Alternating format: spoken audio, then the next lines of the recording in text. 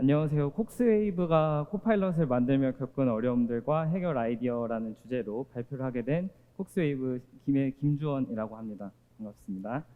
네, 그래서 오늘 시작을 바로 시간이 없다 보니까 바로 시작을 하자면은 이제 제가 준비한 주제는 이렇게 됩니다. 이제 저희도 신생 스타트업이고 다른 여기 자리에 모이신 분들도 새로운 도전을 하시고 싶으신 분들 아니면은 뭔가 새로운 팀을 꾸려서 뭔가 완전히 생성형 인공지능으로 뭔가를 만들고 싶으신 분들이 있을 거라고 생각을 하는데 그분들에게 좀 도움이 되고자 테크 쪽보다는 좀 아이디에이션 같이 할 수 있는 그런 주제들로 준비를 했습니다. 그래서 바로 시작을 해보면은 일단 저희가 알려져 있지 않은 기업이다 보니까 저희가 어떤 거를 했는지 먼저 신뢰도 차원에서 가볍게 언급을 드리고 넘어가도록 하겠습니다. 그래서 저희는 2021년 5월에 이제 처음으로 법인을 설립을 했고 2022년 2월부터 본격적으로 생성형 인공지능 제품들을 만들기를 시작합니다. 그래서 처음으로 만든 거는 요즘은 이제 너무 식상하지만 예전에는 되게 새로웠던 사진에서 객체 지우기 서비스로 시작을 했고요. 그 다음에 두 번째는 이제 미드저니가 처음 나오고 유명해질 쯤에 이제 사람들이 프롬프트가 얼마나 중요한지를 깨닫기 시작했고 그걸 보면서 저희는 갤러리로 만들고 그다음에 직접 그려볼 수도 있고 그다음에 프롬프트를 이제 잘 못 쓰는 분들이 있으니 GPT를 통해서 조금 증강시켜주자. 그래서 이때부터 GPT-3를 본격적으로 사용하기 시작했던 것 같습니다. 그래서 요 방금 말씀드렸던 두 개의 그것들은 그 산돌이라는 업체에 매각을 하면서 이제 저희가 생성형 인공지능 매각 첫 번째 사례로 이제 등록이 됐고요. 그리고 이제 매각을 하고 나서는 패스트 캠퍼스라는 기업과 AI 튜터 서비스를 지금 개발을 해서 올해 연말에 출시를 하게 됩니다. 그리고 그동안 지금 말씀드린 것 외에도 사실 되게 많은 시도들을 했었는데 이런 시도들을 하면서 저희가 얻었던 인사이트와 필요했던 기능들을 모아서 임팩션 AI라는 제품을 만들게 됩니다. 그래서 저희가 생성형 인공지능이라는 걸 생각해 봤을 때 결국 사용자들이 뭔가를 대화를 통해서 저희가 대화로 구성해 놓지 않더라도 뭔가 프롬프트를 일부 수정하고 뭔가 단어를 바꿔보고 구조를 바꿔보는 그런 다양한 대화들을 통해서 결국 자기가 원하는 것까지 도달하는 여정을 계속 밟고 있구나를 알게 됐거든요. 그래가지고 기존의 이제 제품을 보는 시각은 그냥 뭐 클릭이나 타이핑이나 아니면 드래그하거나 그런 단순한 이제 인터페이스 기반으로 했었는데 이제는 조금 대화적인 측면을 그리고 컨텍스트적인 사용자와 계속 소통하는 그런 측면을 고려해야 되는구나를 이제 알게 되어서 이런 임팩션이라는 서비스를 준비하게 되었습니다. 그래서 저희의 지금 현재 제품의 가장 처음 기능은 그동안 불가능했던 사용자들이 어떻게 우리의 제품을 서비스를 사용하는지 알기 위해서 새로운 수준의 검색을 이제 도입을 하게 됐습니다. 그래서 예시로 들어드리면은 이제 사용자가 같은 질문을 여러 번 한 세션을 찾아주세요. 아니면은 사용자가 성능에 대한 불만이나 실망을 표현한 세션을 찾아주세요. 이런 그동안엔 좀 어려웠던 거를 저희 플랫폼을 이용해서 사용할 수 있도록 지금 준비를 하고 MVP를 출시한 상태입니다. 지금까지는 이제 저희가 어떤 것들을 만들어 왔는지를 말씀을 드렸는데 이 과정에서 보통 이제 스타트업들이 처음에 어떻게 이제 제품을 만들기를 시작하고 어떤 어려움을 겪는지를 많이 봐왔다 보니까 그 새로 시작하시는 분들이라면 좀 도움이 되고자 간단하게 인공지능이 이제 중심인 서비스들이 어떤 식으로 이제 나타나는지를 말씀을 드리도록 하겠습니다. 보통은 인공지능 모델이 새롭게 공개될 때마다 엄청나게 큰 시장과 기회가 발생을 하게 됩니다. 그래서 아바타 AI 같은 경우에는 작년 10월에 이제 요즘은 AI 프로필 서비스로 알려졌죠. 이제 이런 게 사실상 작년부터 이루어졌던 일이고 그다음에 제스퍼 같은 거는 이제 카피라이팅 글을 써주는 건데 요 같은 경우는 GPT-3가 이미 등장할 때 나타나게 됩니다. 하지만 이렇게 이제 간단한 서비스들을 만들게 되면은 단점이 이제 모델의 성능은 계속해서 발전을 하기 때문에 지금은 어렵더라도 나중에 굉장히 쉬워지게 되거든요. 그래서 지금 아바타 AI 같은 경우에도 굉장히 많은 어플리케이션들이 그 시도를 하고 AI 프로필 형태로 시도를 하고 그다음에 제스퍼 같은 경우에도 챗GPT와 같은 경쟁자들이 계속해서 성능이 좋아지면서 이게 2조 밸류에이션을 받았던 기업인데 지금은 굉장히 낮은 그 내부 추정치는 계속 낮아지고 있다고 합니다. 그래서 새로운 스타트업에게는 이런 모델의 발전이 굉장히 좋은 현상일 수도 있지만 아이디어 카피도 당할 수도 있고 그다음에 기존 이제 제품으로서 위협을 느낄 일이 많다는 거 알아두시면 좋을 것 같고요. 그 다음에 이제 이렇게 좀 위협당할 일을 벗어나고자 요즘은 조금 다른 접근 방식이 많이 나타나는 것 같습니다. 그 자기가 생성한 제품들이 이제 다른 사람들한테 공유가 되고 그거를 통해서 또 다른 사용자를 이끌고 그 다음에 그걸 통해서 좀 리텐션을 높이는 그런 SNS적인 접근들이 요즘 많이 관측이 되는 것 같고, 그동안은 이제 제품이 이제 사용자들한테 너 A, B, C 중에 요거만 골라서 써라고 했다면은 이제 사실 생성형 인공지능을 사용하게 되면은 그냥 사용자한테 물어보면 되거든요. 너 어떤 걸 원해? 너 어떤 걸 만들고 싶어? 이렇게 물어보면서 이제 제품이 사용자한테 최적화하는 이런 패러다임으로 넘어갈 수 있다고 생각을 하기 때문에, 그래서 앞으로는 조금 더 개인화된 제품들이 많이 나타나지 않을까 생각을 하고 있습니다. 두 번째로 이제 그 방금 전에 말씀드렸던 사례는 이제 초창기 스타트업들이 새로운 도전을 할 때는 주로 이런 식으로 한다를 말씀드렸고, 이번에는 기존에 이미 서비스가 있는 기업들은 어떻게 할까를 좀 말씀드려보고자 합니다. 이게 굉장히 잘 된 사례가 저는 어도비의 사례라고 생각을 하는데, 지금 이거는 좀 화면상, 시간상 이 두 가지 이 사례밖에 못 가져왔지만 간단하게 시안을 넣고 어떤 식으로 만들어 달라고 하면은 이렇게 되게 멋있는 그림을 만들어 주거든요. 그래서 이런 기능 말고도 굉장히 많은 사례들이 저 동영상 링크에 있으니까 그 이미지 쪽 관심 있으시면 한번 보시면 좋을 것 같고요. 그 다음에 이렇게 어도비처럼 본인의 플랫폼에 넣거나 아니면 저희처럼 이제 저희 플랫폼에 옆에 저희 동작을 도울 수 있는 그런 코파일럿, 다른 말로 챗봇, 이런 거를 이제 도입을 할 수가 있습니다. 기본적으로 이제 사용자가 제품을 효율적으로 사용할 수 있도록 돕고, 완전 초창기 스타트업보다는 이미 플랫폼과 유저들을 가지고 있는 기존 기업들이 유리하다는 거 말씀을 드리고 싶습니다. 근데 아직 사실 저는 이렇게 한 게 지금까지 나온 것들이 제대로 기회를 찾았다고 생각은 하진 않고요.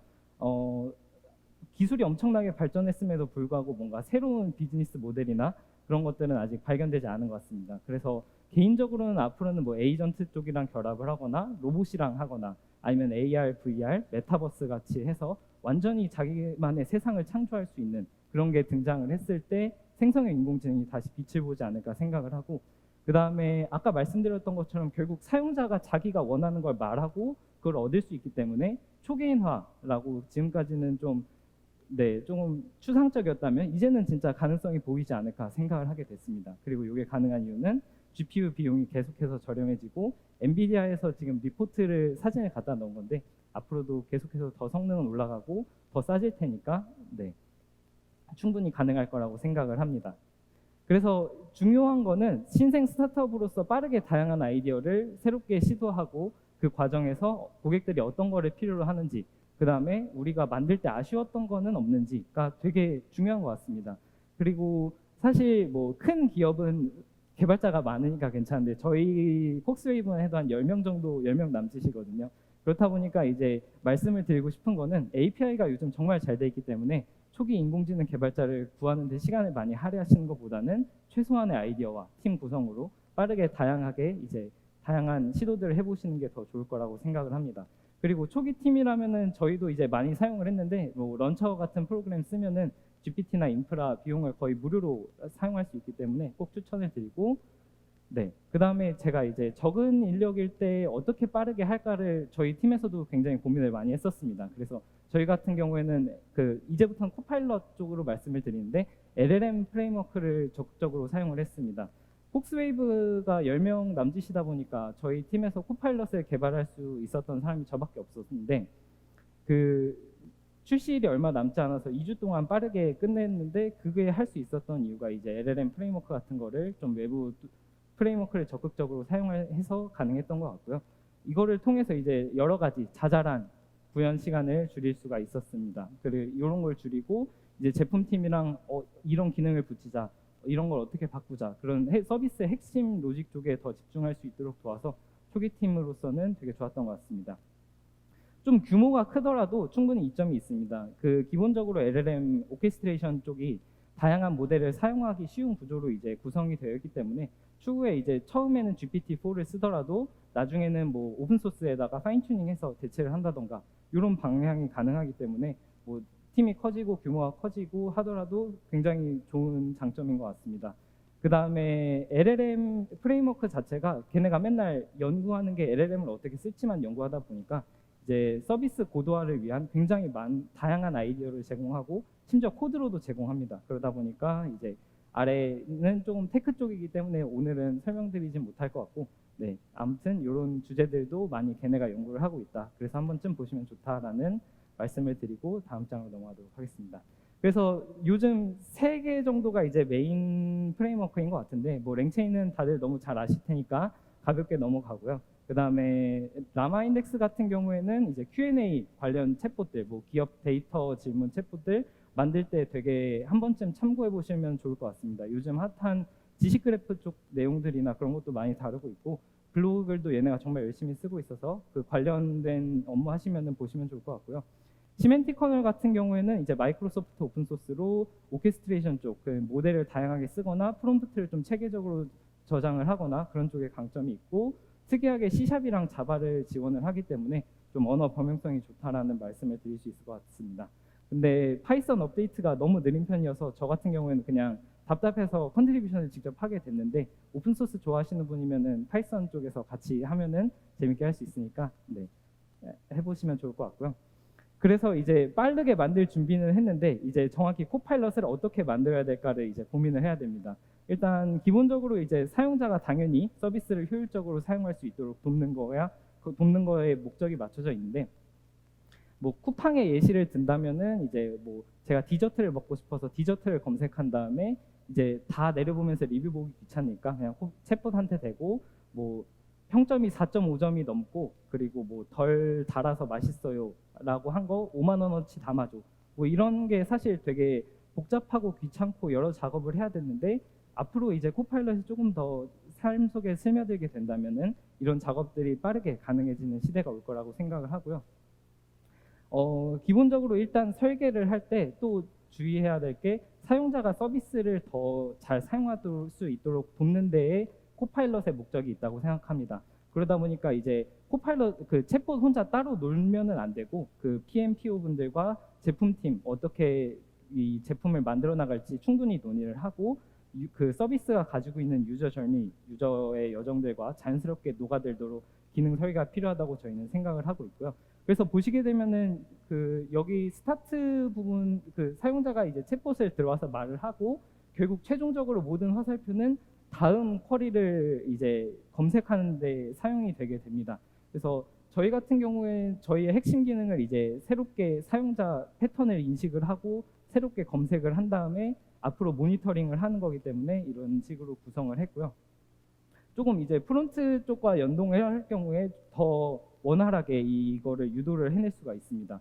그래서 처음에 이제 올 세션이라는 것에서 이제 인사말을 하고 아까 봤던 그 화살표들이 이렇게 버튼 형태로 유도가 되게 됩니다. 그래서 버튼을 누르면은 뭐 다양한 행동들을 할 수가 있고, 그 다음에 이제 말을 했을 때 쿼리를 생성해 달라고 했을 때 요거를 누르게 되면은 바로 그 저희가 원하는 그 사용자의 와우 모먼트까지 자연스럽고 빠르고 쉽게 전달할 수 있도록 되고요.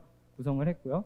그 다음에 이제 이렇게 설계를 하고 만들고 나서 동작을 할 때 이제 어떻게 앞으로 파악할 것인지에 대해서 고민을 많이 하시는 케이스를 봤었습니다. 그래서 준비를 했는데, 그래서 원래는 기존에는 어플리케이션 모니터링, 그러니까 뭐 서버가 터지지는 않는지, 뭐 돌리다가 어떤 에러가 있는지, 뭐 그런 쪽에 이제 모니터링 위주로 해서 뭐 데이터독이나 스플렁크, 뭐 센트리 이런 거를 많이 이용을 하셨을 텐데, 이제 AI가 들어오게 되면은 조금 느낌이 바뀝니다. AI는 기본적으로 좀 불확정성을 가지고 있죠. 그래서 그 스택을 구성하고 똑같이 완전 항상 똑같은 값을 넣더라도 다른 결과 값이 나오는데, 이제 그러다 보니까 이제 로깅이나 LLM 옵서빌리티, LLM 모니터링 그런 툴들이 나오게 되고, 대표적으로는 랭체인의 랭스미스 아니면 완디비 그런 것들이 등장을 하게 됩니다. 다만 이제 서비스 측면에서 AI의 내부 생성 과정만 필요한 건 아니고, 고객 만족적 측면에서 이게 정확히 좋은 답변을 생성하고 있는지, 아니면 고객에게 진짜로 가치가 있는 답변을 만들어주고 있는지, 아니면은 생성 인공지능이 아까 말씀드렸던 것처럼 굉장히 개인화해주기에 좋은데 이게 정확히 퍼스널라이제이션이 잘 되고 있는지, 그런 것들을 잘 보려면은 이제 내부보다는 사용자의 인풋과 그 다음에 곳의 아웃풋을 보는 게 중요하다 보니까 이제는 컨버세이션 모니터링도 필요하다는 말씀을 드리고 싶고요. 마지막으로 이제 저희가 이제 딱 그런 제품을 만들고 있으니까 혹시라도 관심 있으시고 궁금하시면은 저희 편하게 연락 주셔서 얘기 나눠볼 수 있었으면 좋겠습니다. 감사합니다.